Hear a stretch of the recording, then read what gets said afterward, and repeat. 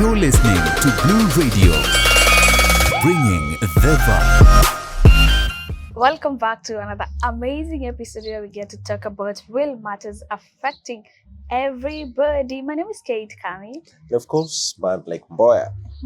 So as we all know, just the other day, the US walikuwa na elections and a new president took over. Drum rolls. Donald Trump. Yeah, kusema na kutenda. That guy is a no-nonsense guy. Well, nakwambia vitu venye zinafanyika. Mambo ni tight. Now, on February was when he assumed office, right? Nah, ilikuwa January. January 20? 25. 25.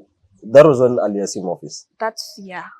Now, this February, jamaa akaamua like, yo, hii maneno ya USAID tuna scrap off completely. Yeah, probably unashangaa what is USAID. So USAID is US Agency for International Development, and it's one of the kiungo muhimu katika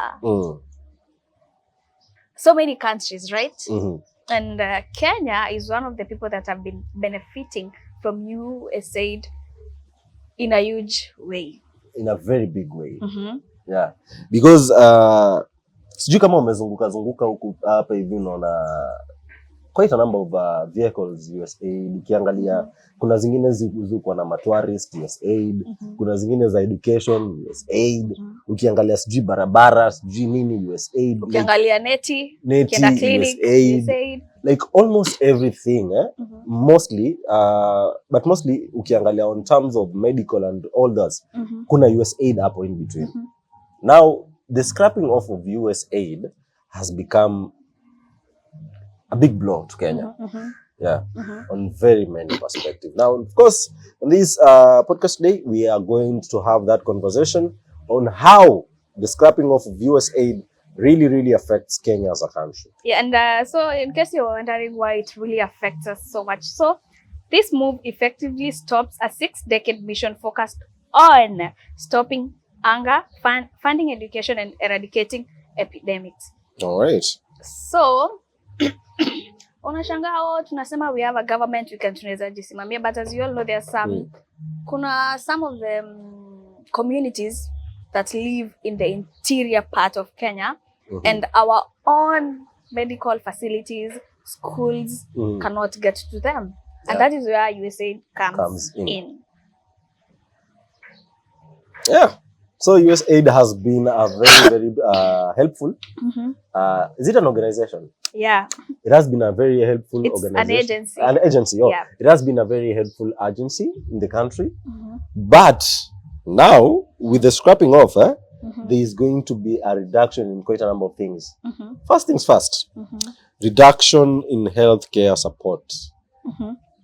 It is a very crucial one. So USAID funds many healthcare programs, including the HIV and AIDS treatment. So that is why I'm sure you've seen on the social media, on the street, people are talking about how the cost of ARVs is going to go due. Because as you know, Kenya cannot manufacture or produce its own drugs, and tunategemea misaada kutoka. Yeah, and that's why there's this meme that is going on social media, like at all costs, jaribu ku avoid laws. Yeah, avoid wajaluo at all costs. So, anyway, mbaya sana, mimi sijasikia fit as a law. So, sijui kwa nini why are people saying that? Hampendi kutumia kinga. So speaking about the health sector being affected, as you all know, as we are saying, there are some communities that are really marginalized. Like you find that these women give birth kwa nyumba, and that is where USAID comes in. Because there are so many NGOs that are located huko, so they get to assist these women, they get to provide medical services to these people. And imagine a foreign country, a foreign agency ilibidi imekuja in your own country because your government haiwezi ingia into the interior kusaidia watu ambao wanataka kujifungua. And the thing is, hawawezi peleka this misaada huko, but when it comes to elections, ballot papers will zitafika huko. Flown Lazima zitafika. A sad state of affairs for everybody. Like, do we have to like depend on them, the USAID, so that they can give us easy dawa za malaria, easy dawa za easy ARVs? Do we truly have to depend on them? You cannot produce them for yourselves. Like, what are the taxes for? A lot of money is being taken in terms of taxation to the common mwananchi. Hizi pesa mbona hazitumiki kwenye healthcare services? Mbona hazipelekwi tukanunua hizi ARVs? We cannot buy these ARVs. Not even buy these things. Can't we manufacture these things?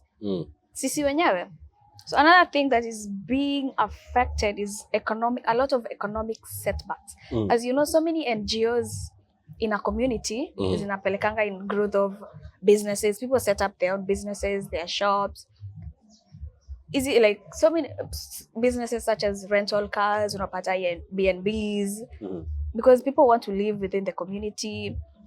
And right now, there is no money to fund these projects. So this means that most of the people living in these places, itabidi wameenda makwao. And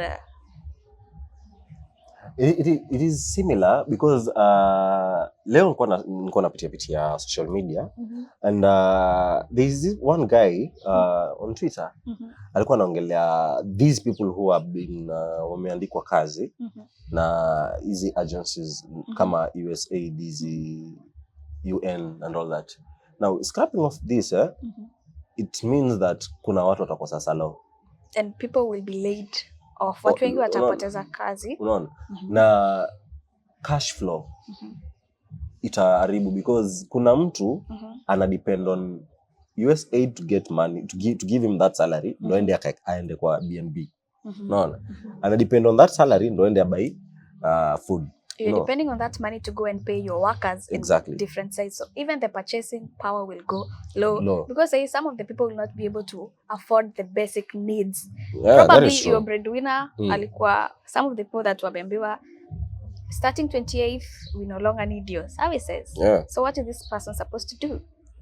So this one should hit us that the scrapping of USAID is going to like umiza our economy. Like itaumiza all aspects because see, tunasema when people come to live, what we learned, when people come to live in a certain places, inapelekea development of roads, hospitals, nini. Sai hakuna watu, so how will these places develop? Towns will not develop again. And also, USAID has been there in terms of boosting the education system in the country because we've seen the USAID supporting school infrastructures, teachers training, and scholarships. Now, with USAID being scrapped off, there's going to be reduced in funding, and this will definitely affect the education quality negatively. Yeah. Like I feel like this is a major blow and a setback. And in this time and era, we should not be talking about education being affected in all aspects. You know, we are a third world country. We are trying to fight illiteracy. And one way that we are trying to fight illiteracy is schools, empowering kids. And our government cannot sustain that on their own. Lazima waende tuchukue mikopo and everything. So imagine, even 2025, you're talking about kids not being able to access school because the government that we pay our taxes to cannot construct schools, pay teachers, ama provide books to these people. Where are we going as a nation? We are not going anywhere as a nation. We are going to stay here as a nation. But the problem is, those people who are I definitely I don't think if we have to like depend on USAID as much as we are talking of how the scrapping of USAID is going to affect us as a nation, but we shouldn't be talking about this, you know. Ni kweli itatuumiza, but do we have to be talking about this? We have to talk about it because it's something that is it's a crisis right now. It is a crisis, yeah, but as a nation, do you think we are not in the position to stand on our own in matters to deal with education? We are in a position to be able to cater for all our needs as a country, but the thing is, who are the people that we put in these positions to lead? Who are these people? What are the policies that these people are putting in place? What do I say? What are their priorities? Kama priority yake ya kwanza ni kubadilisha mabati State House, badala ya kujua kids in Turkana wako chini ya miti, what can we do to ensure that these kids access quality education? It is a very good question that should be posed to our leaders out there. You remember ile time ya Kibaki introduced free education. Right now we are talking about people being unable to access education. I feel like in 2025 we should be talking about how the education sector has improved instead of talking about a decline in quality education. Yeah. And something else that is going to be affected with the scrapping off of USAID, I think it is a matter to do with the food security. You know, USAID is helping out in coordination with the World Food Organization? Do we have something like that? Google, Baba. Okay. Now, they always tend to give their grants to areas that are prone to drought and let's say any areas with calamities. Yani sehemu zenye calamities ziko prone to happen, you know. Now kama sahi USAID won't be able to give the food. Unaona watu wenye wako areas kama Turkana, Marsabit who depend on these is it msaada? Yeah, exactly.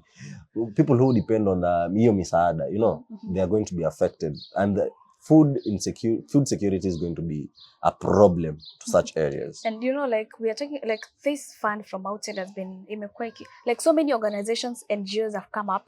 These NGOs teach farmers, teach people on better farming methods, seeds. What can you do? They teach you new farming methods. Wanakwambia, probably you're in town, hautaki shamba, you can just start like a small garden.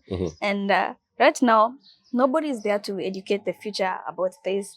And as we know, hata kama these people have been there, the msaada imekuwa ikitoka nje, but still unakuwa ukisikia pay bills imewekwa because some people in this semi-arid areas wanateseka. So kama hii msaada imetolewa na wamekuwa wakiteseka hata kama with the pay bills and all those initiatives that are being put in place so that watu wapate usaidizi.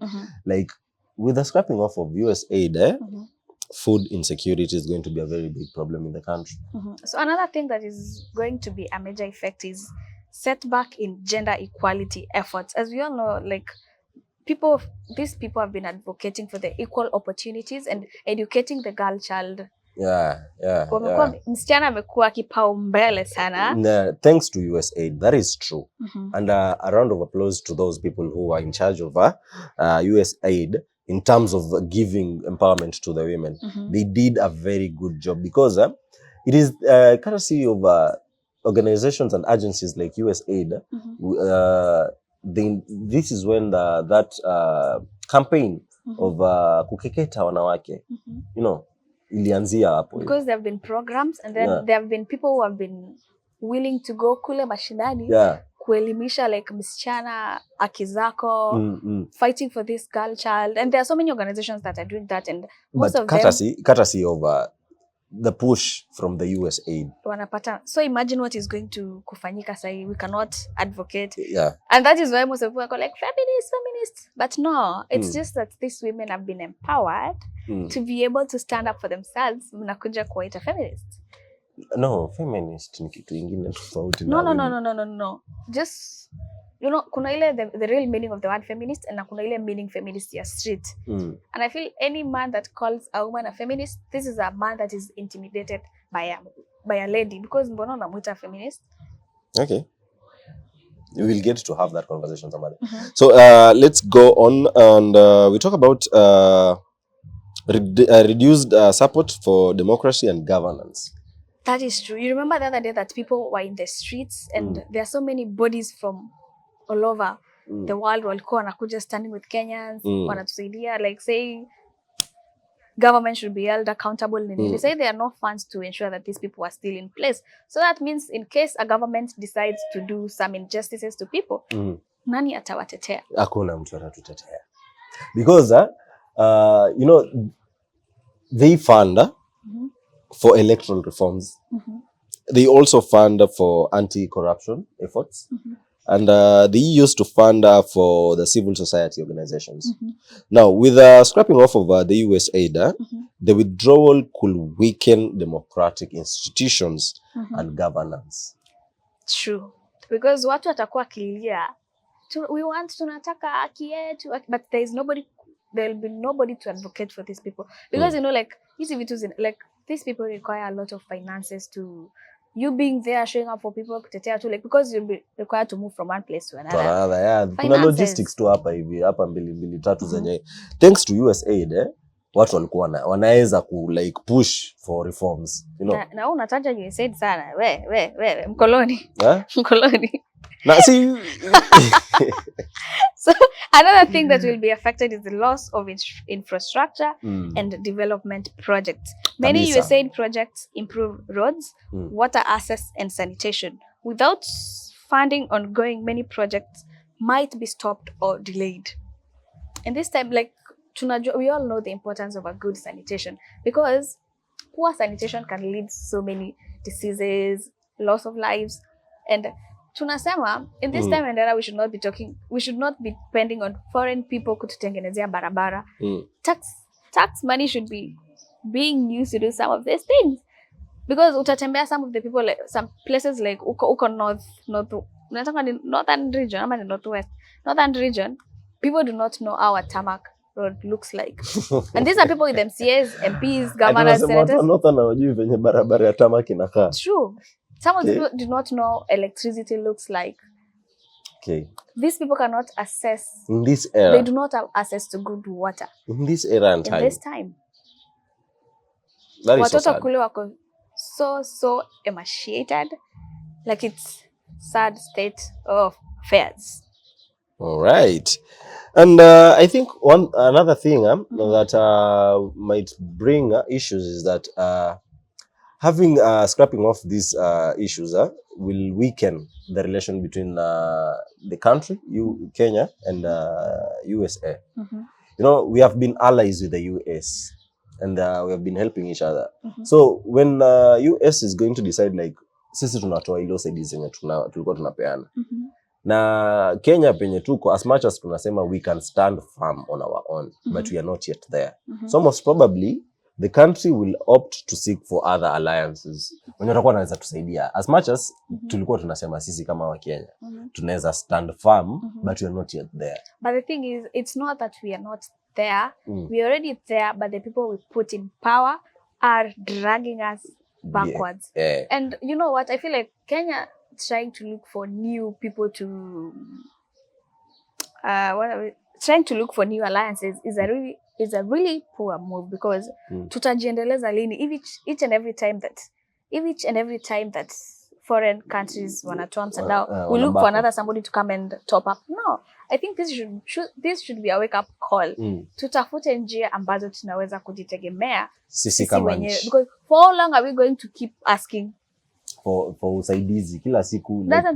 Like, yo, tuko side mbaya kabisa, tusaidieni jamani. That is not how we should live as a country. So as much as the scrapping off of this USAID is going to be very bad, so this one should act as a wake up call to the nation, to angalie in what way we can change things. And I kind of think and I kind of feel like there was a time the former president, His Excellency Uhuru Kenyatta, was speaking about the decision by Trump to scrap off the USAID. Na alikuwa anasema kwamba mbona watu wanalalamika? Yeah, mulijua. Like, first things first, we don't pay taxes in the US. True. We are not even supposed to be crying about this thing. Actually, we should not be like, it should not be even a major issue. But because we decided to put, we decided, I don't want to use the term stupid. We decided to not, ignorant. To be, on the ballot paper. Oh, huyu ni mtu wetu. We decided to put them there. And when we decided to ask for accountability from our leaders, some of the people were like, no, tumpe miaka 10 nini. Tumpe miaka 10 mpaka lini? Kuna mtu anasema ati 10 bila break. hata ukitembea sana bila kupumzika, utafaint. Mm-hmm. So another thing that will be affected is this decreased humanitarian assistance. Mm-hmm. So USAID plays a key role in disaster response such as drought relief and refugee support. A pullout could leave many vulnerable people without aid. So what does this mean? Mm-hmm. This means is some of these areas that the government cannot get access to, these NGOs have been going there and transforming those places. Mm-hmm. Like mpaka zinakuwa good tourist attractions that you can go to because different sectors have been improved. But say these people will be as we know, the thing is there are so many foreign people when you are wamekimbia kwa and refugees in our country. Yeah. Our own government cannot be able to sustain its own people. That is where USAID comes in to be able to sustain these other people. Mm-hmm. Yeah. Yep, and I think this one I don't think kama it will affect sisi kama wa Kenya, but this one is going to hurt USA. What? And this is how it's going to hurt them. We all know that America is being considered as a superpower. Now, and this USAID seti inakuwa scrapped off in Kenya peke yake. At most 121 countries. Maybe 120 countries may be affected. 120 countries, you see. Now, USA having to remove themselves from these kind of aids will give opportunities to other possible powers. The likes of China, the likes of considered Russia, the likes of Korea. You know, they can chip in and trust you me, fill the gaps zenye America. But the thing is, do you really think that US really cares? Because each and every day pia wao si ati wao wamebaki stagnant. Pia wao wanajiendeleza. They are doing things to ensure they are at the top. The thing is, okay, superpower countries will come up, but do you think it matters? It matters a lot, but they will not be as affected as the way Kenyans are really crying USAID me. You know, to Kenyans here inatumiza, but to USA pia, I kind of think it's going to affect them. Why? Because alliances are very important. You know, because if you don't have anything that you connect is connecting you with Kenya, then why are you coming to Kenya? And the thing is, do you think US really cares about Kenyans? I think they do. Why should they care about you? And you cannot be like hawezi jitegemea, like unajua sisi kwa ni kama a liability. So they're like unajua mtu akikuganda sana pia wewe. As much as we sound as we look as a liability, they depend on us to some point. But we depend on them more because most of the people are like, mimi nangangana niende majuu, I want to live majuu. Lakini hujaisikia ati mzonya anakwambia nataka kuja kake. Tena relocate.